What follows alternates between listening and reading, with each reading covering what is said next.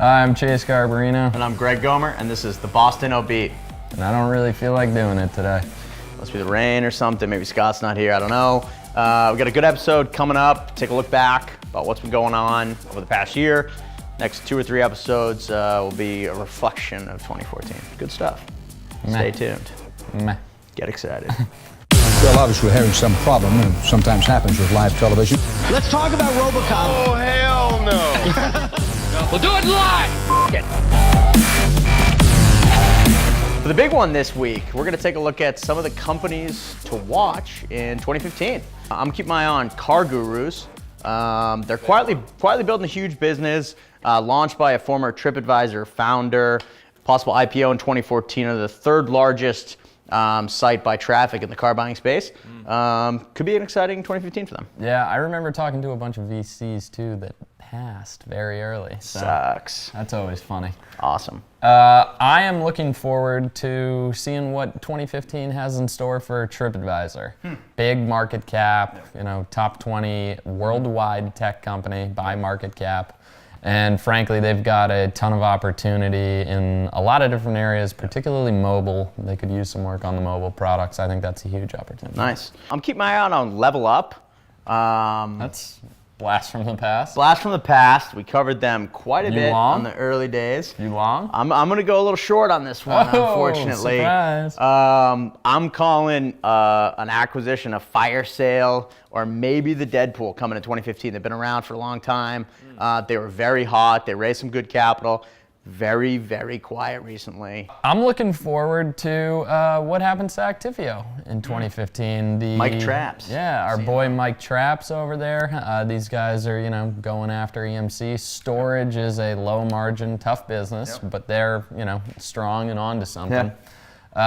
Should be an IPO. They did receive the $1 billion val in the private markets, which with the public markets looking a little shaky in 2015, might be tough to achieve that, but they're crushing it. They don't need the cash. I like it. I like Actifio.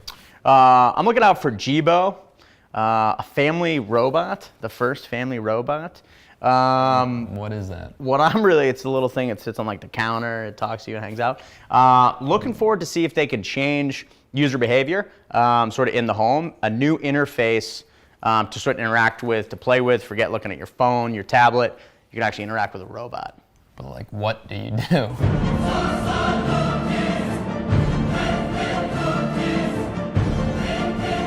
You can hang out with it, man. It's a family robot. It's cool. Says a lot about where this guy grew up, huh? What? HubSpot 2015 should be very interesting. They announced that they're developing a CRM, crowded space, but I think they need some development kind of to get them to the next level.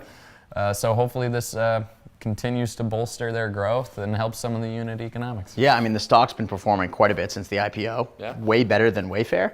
Can they keep it up? We'll find out. Making moves this week, we're going to take a look at some of the biggest exits of the year. Obviously, huge 2014. Number of IPOs, HubSpot, Wayfair, Care.com, CyberArk, and then a couple more. But we want to dive into some acquisitions, some exits. There were a number of huge ones, a number over 100 million. Econest to Spotify for 125 million. GrabCat to Stratasys, over 100 million. NextStage to Millennial Media for about 108 million. Stackdriver to Google for, we heard 150, even higher than that. Big acquisitions from Boston companies. Yeah, and an honorable mention, and an honorable mention for scariest acquisition of the year. Ooh, where's this going? Dave Balter with Smarter. With the Prom King. Terrifying. In the community, last week, our 3rd annual 50 on Fire Awards was En Fuego. Just a banger of a hit. Yep. I mean, just a great event. But there were a couple of hanging chads. Hanging chads, unfortunately. As 2 guys who do not get to vote on the winners, we just help pick the finalists. I think we can both agree that EverTrue kind of got snubbed. Huge snub. A little bit of a Huge snub. Maybe along the lines of like Ben Affleck not getting the Best Director nod for That movie about Hollywood saving some people in the Middle East. Argo, science fantasy adventure. My man, McConaughey. McConaughey and True getting Detective snubbed. getting snubbed. Brutal. Yeah. Leo, every Leo. year gets snubbed. Leo gets snubbed. So it's not that bad, guys. Brent, sorry, man. Snubbed. Snubbed. It's not us, though. It's the Academy. Academy. Take it up with the Academy. Why is this happening in America? One more bit of news this week, huge news, coming off a huge week.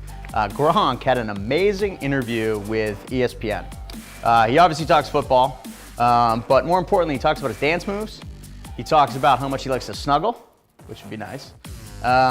He also talks about how he likes to crush push-ups while watching SpongeBob, and he was photographed just a big, big dude with little kittens. It was amazing. That makes a ton of sense. And this is coming off a week where he's hanging out with our main man, The Biebs, Justin Bieber. he's on fire right now. We're gonna reverse the Bieber curse. Nice. Thanks for coming out. Is that where you're going? I don't know. I just kind of zoned out while you were talking, and then that's what came out. Kittens and pro football and dance moves. I guess. Should we do that again? I don't know. I didn't. Yeah, we'll do that again.